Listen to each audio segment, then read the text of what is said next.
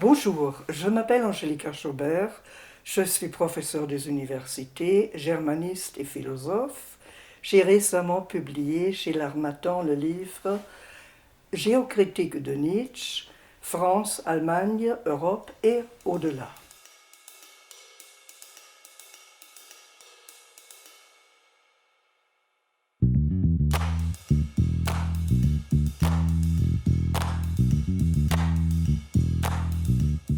Et il ne s'agit pas de mon premier travail sur Nietzsche. Je travaille sur cet auteur depuis 20 ans déjà. J'ai ainsi écrit ma thèse de doctorat d'État sur l'histoire et différents aspects de la réception française de Nietzsche. À partir de ce travail, j'ai publié un ouvrage qui s'appelle Éternel retour du même, 110 ans de réception française de Nietzsche. J'ai également publié des articles et communications sur différents aspects de la pensée de Nietzsche, la question de Dieu et du christianisme notamment, le rapport au judaïsme et l'image de la femme, pour ne citer que ces aspects ici. Et maintenant, j'ai abordé Nietzsche à partir d'une perspective nouvelle, inédite, qui est celle de la géocritique.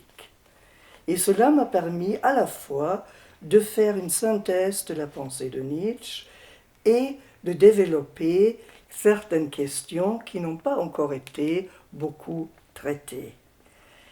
Je travaille alors dans ce livre les différentes régions, pays, villes et cultures qui comptaient pour Nietzsche, et je le fais en 5 chapitres. Le premier chapitre est consacré à la France et j'expose d'abord les raisons pour lesquelles Nietzsche a apprécié ce qu'il appelle la France du goût du XVIe au XVIIIe siècle, celle de Montaigne à Diderot.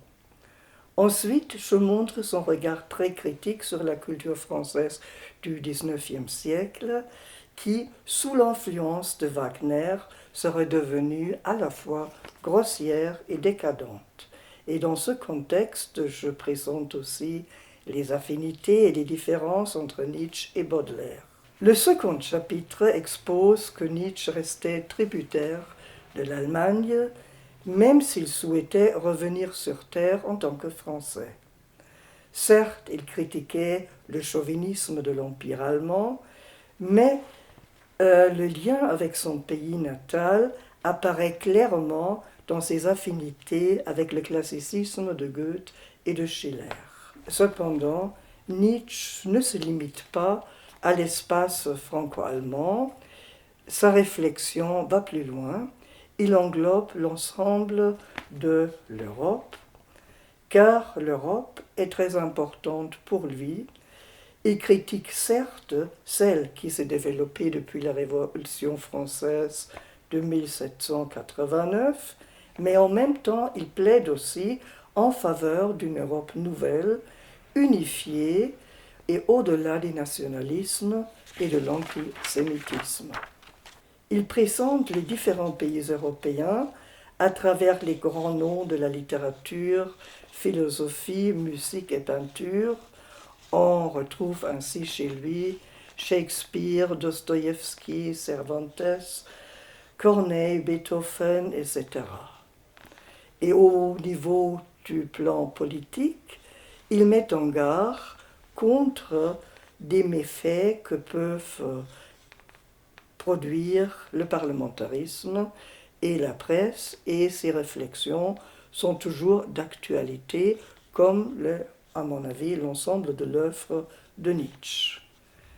On peut toujours le traiter à travers différentes perspectives, c'est ce que j'ai voulu faire dans cet ouvrage, et finalement, je m'arrête un peu aussi sur la question de l'Européen de l'avenir, parce que là, on a une sorte d'utopie qui est peut-être quand même en voie de se réaliser.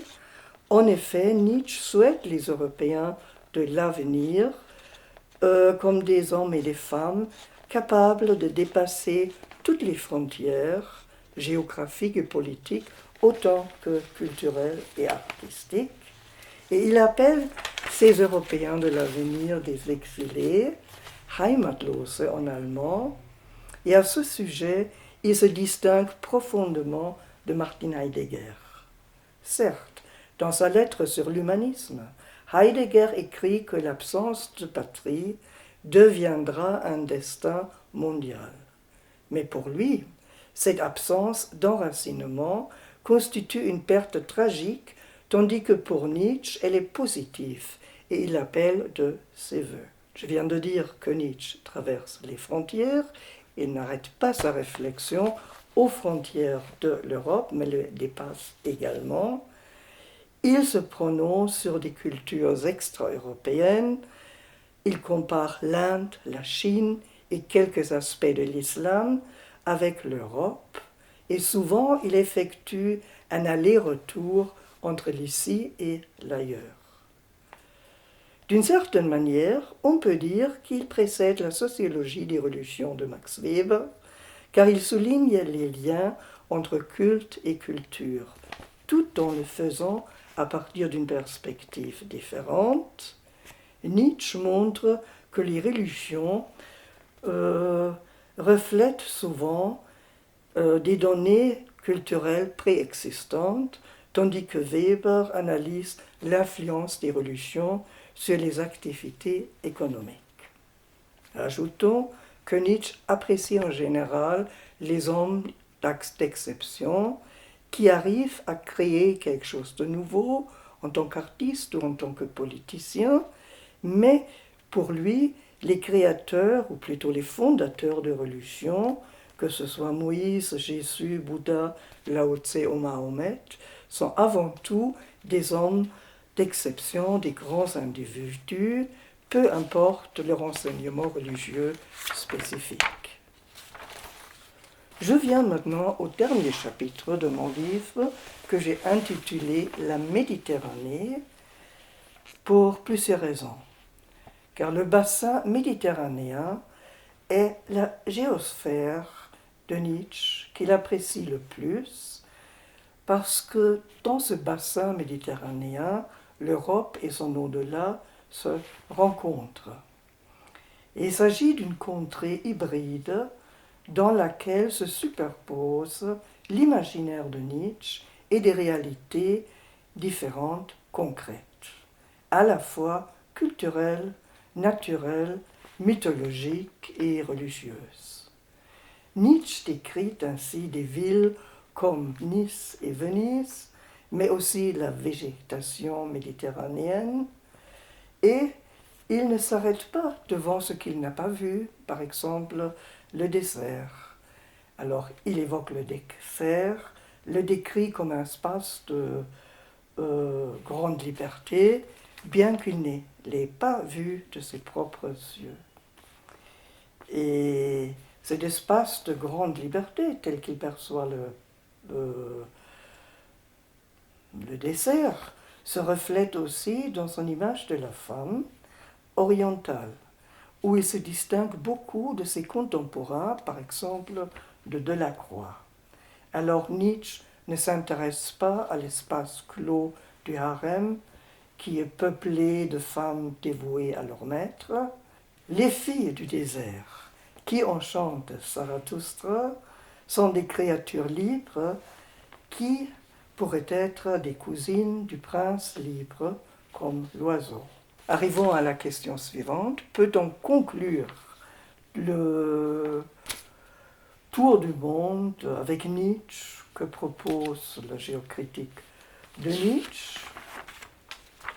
Une conclusion au sens habituel ne me paraît pas tellement souhaitable, étant donné que Nietzsche ne voulait pas clore quoi que ce soit, mais traverser les frontières et ouvrir des horizons nouveaux.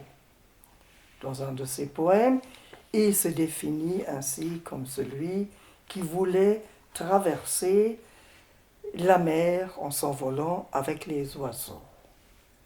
Mais cela n'empêche pas, tout au contraire, qu'il est à la recherche également de l'union des contraires. Et c'est dans une région précise, c'est-à-dire dans la autre Engadine, qu'il trouve cette union des contraires parce que le Nord et le Sud s'y rencontrent et l'Italie et la Finlande ont conclu alliance. Nietzsche se sentait en effet chez lui dans, je cite, cette atmosphère d'octobre constamment ensoleillée qui le fait penser aux peintures de Claude Lorrain, prolongées à l'infini.